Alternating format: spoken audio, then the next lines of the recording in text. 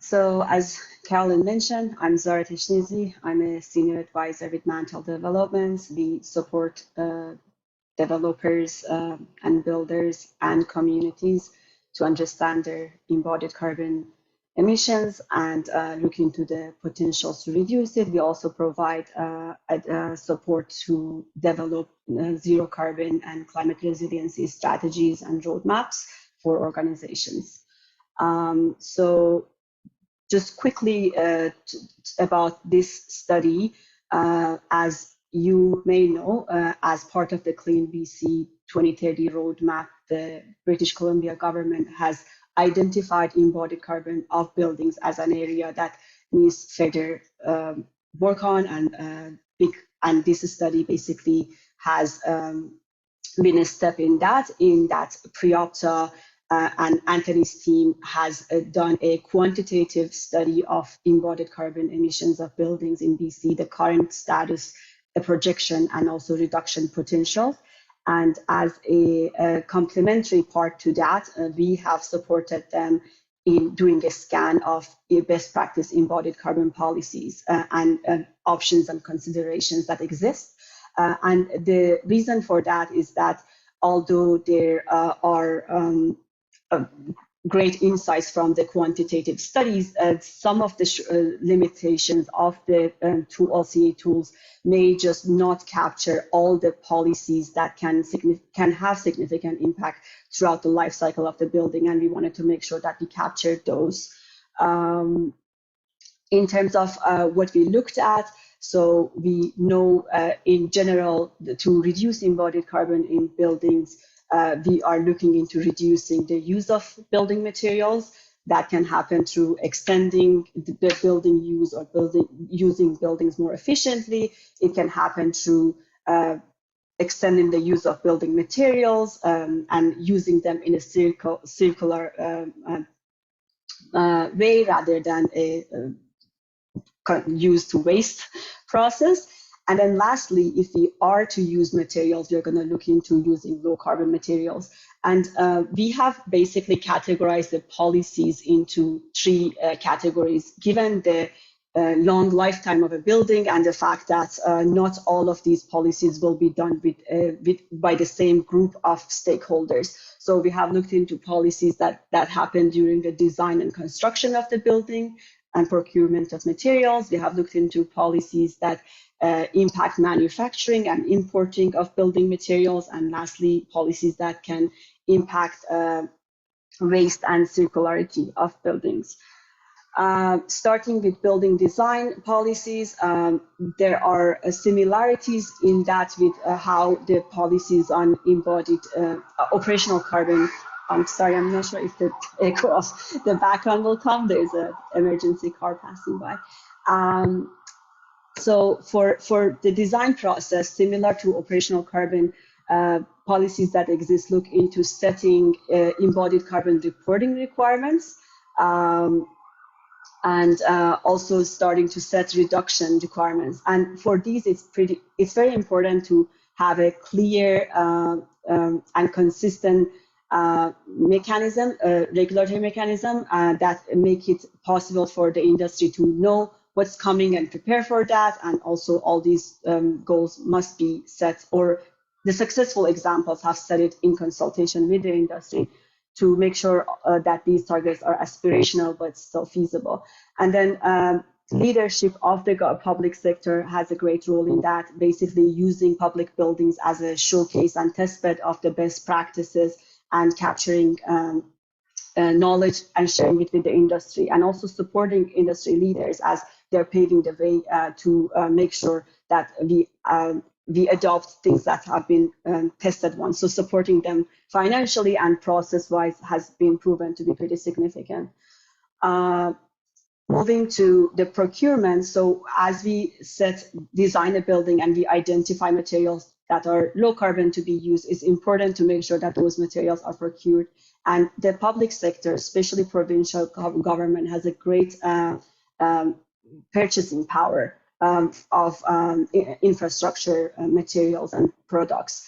And low carbon public procurement policies have proven to be effective. An example of that is Buy Clean that are a set of policies that are quickly being adopted in the US, both on a federal level and also on the regional level.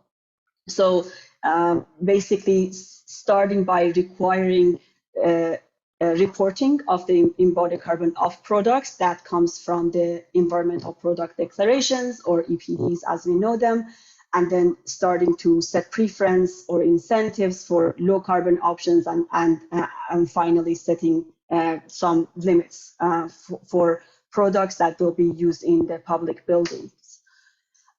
Next, looking into the manufacturing of products. So basically, government has a more direct leverage on products that are manufactured within our jurisdiction. For our region, it's mostly wood and cement. And similarly to the two previous policy sets, the government can start setting reporting requirements for specific manufacturing sites and products within the region, then starting to provide incentives and some preference some preference to products with low carbon emissions, and then finally starting to set limits on those. However, something to consider is the products that are imported and the fact that the government doesn't have the same leverage on those products. So what happens in regions that are major importers, including BC and Canada, is that when strict GHG requirements are set in the region, a lot of the manufacturers just move outside of the region. So we won't get the full benefit of setting those targets to reduce emissions globally. We just basically transfer it to another region. So three key set of policies that are discussed or used to address that is what I mentioned, the low carbon public procurement. So basically similar to Buy Clean, when the government set requirements for products that will be used in their projects, that will be regardless of when where they are manufactured, which basically allows to be impacting imported products as well. The other category is starting to have consumption-based GHG inventories and targets. So a lot of the GHG and climate targets right now is set by for emissions that are happening within a territory, such as BC, and not including the emissions that happen outside the BC, but for products and services that are used within the region. So starting to report those set of emissions, or as they're also known as Scope 3 emissions, is a great way to not lose sight on those, and also start to look into solutions to reduce them as well. And then lastly, the border tax adjustments, which basically set tax on imported products based on the carbon intensity of those products. These are more challenging because there are lots of trade agreement concerned with that, and it usually happens in a larger scale on a national level or regional, like European Union. There's lots to be discussed, and we can contribute to that as a region, but the main concern is climate justice and kind of punishing regions that are major manufacturers. And there are tools or solutions that can look into that. I'm not going to dive deep into that, but that's also one approach. And lastly, talking about zero waste and circularity policies, these are not new. There are a lot of strategies that we have heard about years and years, like design for disassembly and adaptability, designing products that are durable, reusing buildings, reusing products, and so on.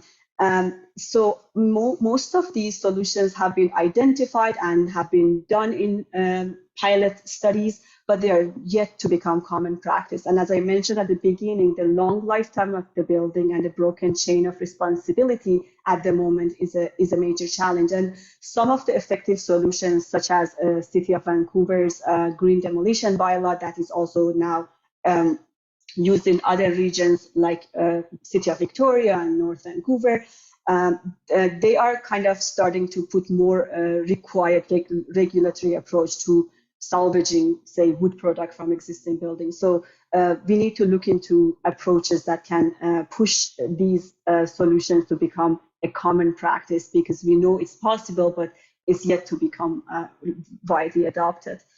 And with that, I'm gonna pass it to Anthony to share the exciting study that they have done on the embodied carbon of buildings in BC. Thank you.